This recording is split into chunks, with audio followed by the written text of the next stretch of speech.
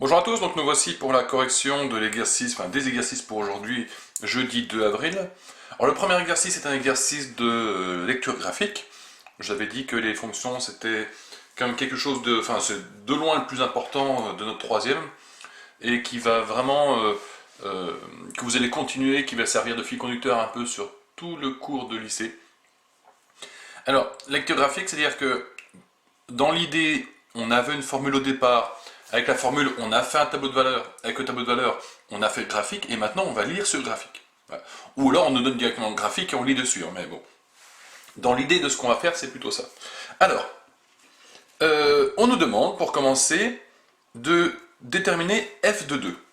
Alors, f de 2, je rappelle, ça se dit aussi l'image de 2.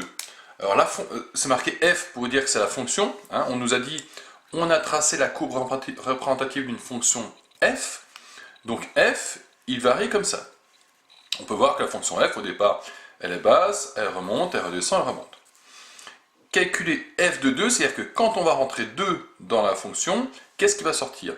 Ça se lit aussi sur le graphique. Hein. Alors f de 2, hein, je rappelle que ça s'écrit comme ça se dit comme ça. Normalement, on aurait pris la formule et on aurait remplacé les x par 2. Bon, nous on n'a pas la formule, on va essayer de lire f de 2 ici. Alors, f de 2, n'oubliez pas que les valeurs que nous rentrons, elles sont à l'horizontale. Donc, quand on rentre 2, on est ici. Maintenant, quand on rentre 2, la hauteur en face de 2, c'est ceci.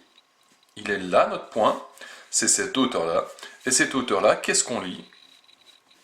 On lit que notre nombre 2, en dessous de 2, on a mis moins 1. Autrement dit, la fonction f envoie 2 sur moins 1. Autrement dit, f de 2 égale moins 1. Qui s'écrit également, je le rappelle, f 2 qui est envoyé sur moins 1. Voici une autre façon d'écrire, ça veut dire exactement la même chose. Habituellement, on écrit comme ça, et les 3/4 des fois, j'écris comme ça. Mais dites-vous que cette formulation-là existe, et elle va être utilisée beaucoup au lycée. De la même façon, on pourrait imaginer le tableau de valeur, x, f de x, en dessous, alors je ne sais pas combien j'aurai de valeur, en dessous de 2, j'aurai moins 1. Toutes ces choses-là, c'est équivalent. Allez, on continue. f de 0. Alors, 0, c'est la valeur que je rentre ici. Donc le 0, il est là. Et à quelle hauteur est ma courbe en 0? Elle est à cette hauteur-là. Autrement dit, l'image de 0, c'est 1. Donc j'écris f de 0 égale 1. Et pour finir, on nous disait f de 1, donc toujours la même chose, je cherche où est-ce qu'est le 1 dans les nombres que je rentre ici. 1, il est là. À quelle hauteur est ma courbe à cet endroit-là? Vous voyez qu'elle croise l'axe, donc autrement dit, elle est à 0. Donc f de 1 égale 0. Si jamais f de 1 avait été égal à 3, c'était là. Ma courbe, elle serait passée à cet endroit-là. Alors, elle fait quelque chose comme ça, je sais pas. Si f de 1 avait été 2, la courbe, elle serait passée par là, au-dessus de 1. Si f de 1 avait été égal à 1, la courbe serait passée là. Et bien ici, c'est bien 0. Hein. Voilà. Combien moins 1 a-t-il d'antécédents en tout par f? Et les donner tous. Alors, moins 1, je cherche quand est-ce que la fonction a sorti comme valeur moins 1. Donc, quand est-ce que ma courbe, au final, elle atteint la hauteur moins 1? C'est-à-dire quand est-ce qu'elle arrive à atteindre cette courbe-là, cette hauteur-là. Voici mon moins 1. Alors, regardons quand est-ce que la courbe arrive là. Eh bien, on avait déjà trouvé le premier, il y avait 2, mais la courbe croise aussi cette droite-là à 2 endroits, donc c'est ici et ici. Alors, lisons un petit peu ce que nous avons. Nous avons 0, moins 0,1, moins 0,2, moins 0,3, moins 0,4, moins 0,5, moins 0,6. En gros, moins 0,65, un petit peu avant, moins 0,63.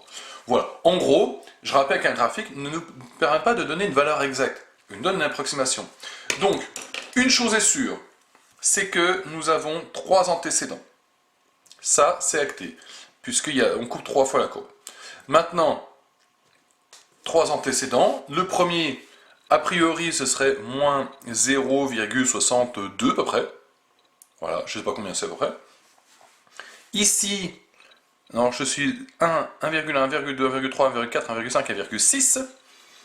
Donc, hop, 1,6.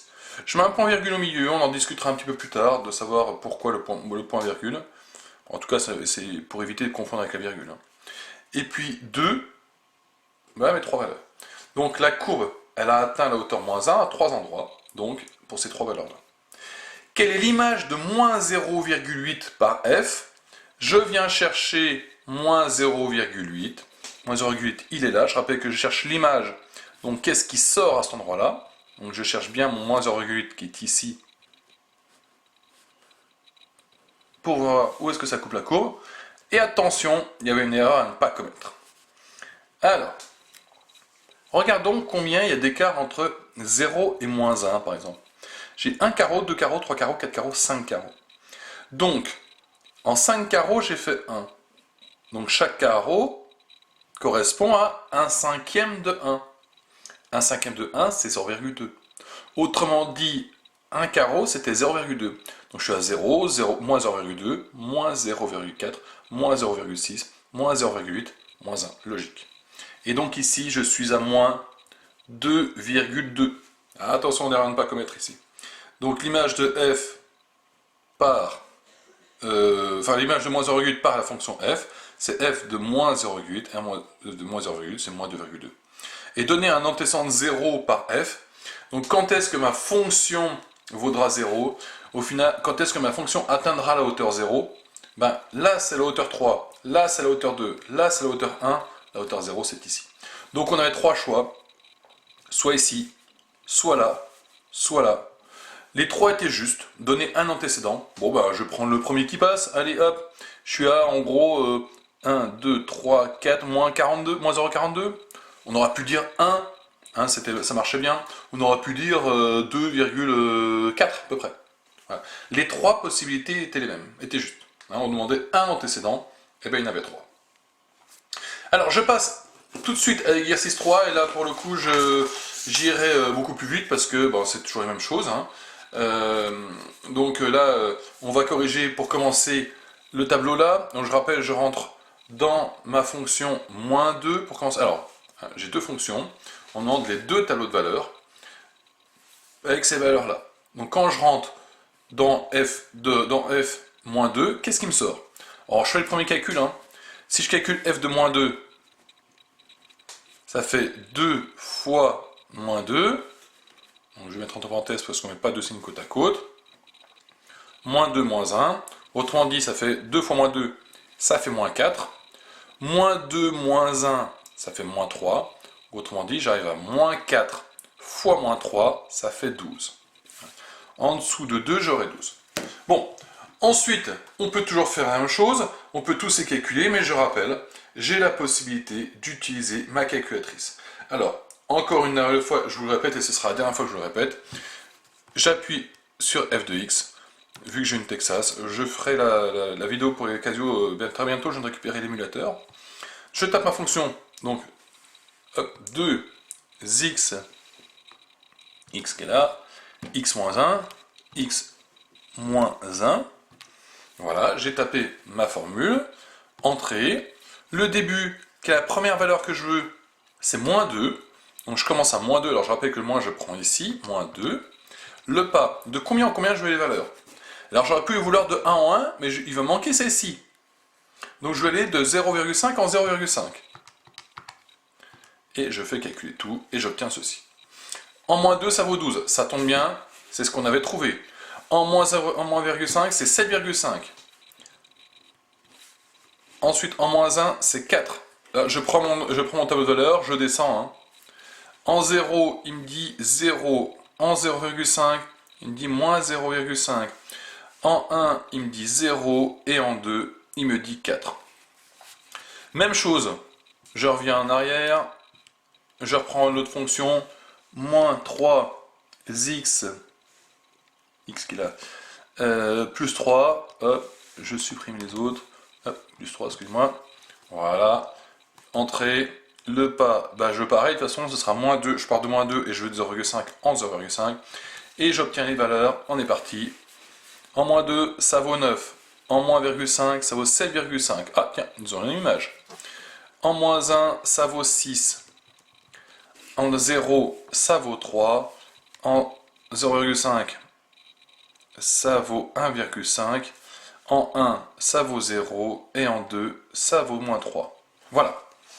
Donc ensuite, on demandait de faire le graphique. Alors je vais le faire sur celui-là, mais si vous aviez pas de papier métré, vous pouvez faire la même chose chez vous en étant assez précis, soit du papier métré, soit avec une feuille normale. Il faut être assez précis par contre. Alors, on est parti. En moins 2, je vais commencer par la fonction f. La fonction f, je vais la faire en rouge. En moins 2, ça vaut 12. Moins 2, donc le moins 2, il est là. Ça vaut 12. Je rappelle, hein. Au-dessus de moins 2, la hauteur, c'est 12. Moins 1,5 qui est ici, j'arrive à 7,5. Donc 7,5, il est au milieu de 7 et de 8. Donc je suis là.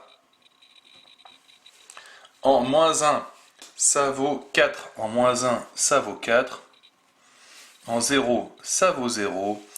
En 0,5, ça vaut moins 0,5. En 1, ça vaut 0. Et en 2, ça vaut 4. Voilà. A priori, on a encore comme d'habitude une belle courbe. Très souvent au départ, on commence avec des courbes qui ont tout à peu près la même tête. Vous allez voir, il y en a des courbes, on en discutera un petit peu plus tard dans l'année. Il y a un peu de tout. Je rappelle encore une chose, hein, on relie au stylo, pas à la règle. Voilà.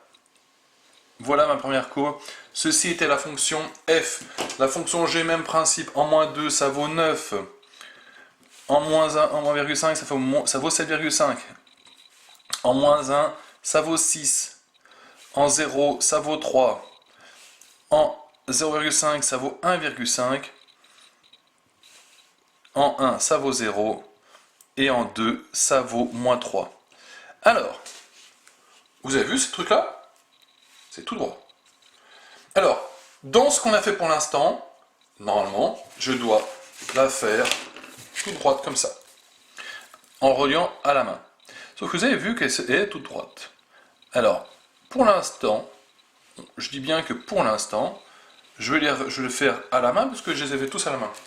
Mais on aurait pu voir, et on verra ça un peu plus tard dans l'année, que cette fonction-là, si je la trace, je sais d'avance que c'est une droite. Auquel cas, ce sont les seules courbes représentatives que je ferai à la règle. Voilà. C'est bien celle-ci, mais on discutera pourquoi on le voit dès départ comme ceci. Voilà. Donc on avait ceci, et d'après toi, pour quelle valeur de x les deux fonctions donnent-elles le même résultat? Autrement dit, pour quelle valeur, quand je rentre cette valeur, il sort la même chose? Eh bien j'avais fait exprès de vous mettre quand même des valeurs qui étaient déjà là. Moins 1,5. Quand je rentre moins 1,5, il me sort la même chose. Comment ça se traduit dans le graphique? Eh bien, en moins 1,5, regardez, les deux fonctions, elles sont à la même hauteur. C'est-à-dire qu'elles ont la même image. Donc, quand est-ce qu'on va repérer, quand est-ce que les deux fonctions donnent le même résultat, c'est quand elles se coupent. Donc, on l'a ici et on l'a ici. Les deux valeurs que nous avons, c'est moins 1,5 et 1. Donc dites-vous que pour savoir quand est-ce que deux fonctions donnent le même résultat, il suffit de savoir quand est-ce qu'elles se coupent. Et vous allez voir que cet outil-là est hyper puissant. Voilà. Je vais arrêter la vidéo pour sa correction de ceci. Maintenant on va partir à la correction de l'exercice sur ce qui va être la réciproque du théorème de Thalès et qui va servir de début de cours du prochain cours.